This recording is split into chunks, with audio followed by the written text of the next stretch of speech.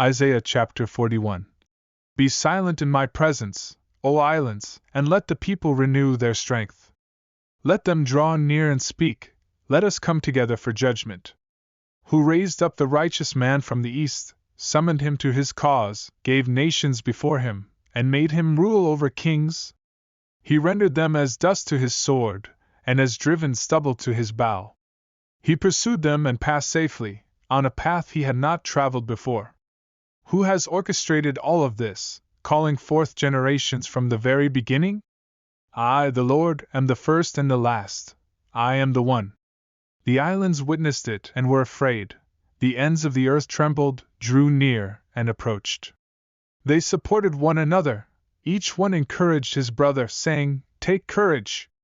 So the carpenter encouraged the goldsmith, and the one who smooths with the hammer supported the one who strikes the anvil, saying, It is ready for soldering.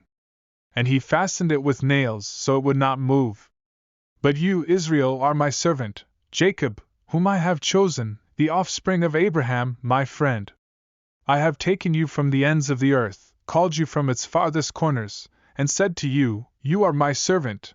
I have chosen you and not cast you aside. Do not fear, for I am with you. Do not be dismayed, for I am your God. I will strengthen you. I will help you. I will uphold you with my righteous right hand.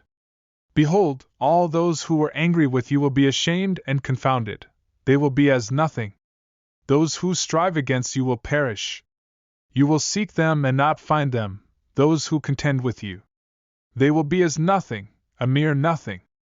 For I, the Lord your God, hold your right hand and say to you, Do not fear, I will help you. Do not fear, you worm Jacob, and you men of Israel. I will help you, declares the Lord, and your Redeemer, the Holy One of Israel. Behold, I will make you a new, sharp threshing instrument with teeth. You shall thresh the mountains and crush them to dust, and you shall make the hills like chaff. You shall winnow them, and the wind shall carry them away, and the whirlwind shall scatter them.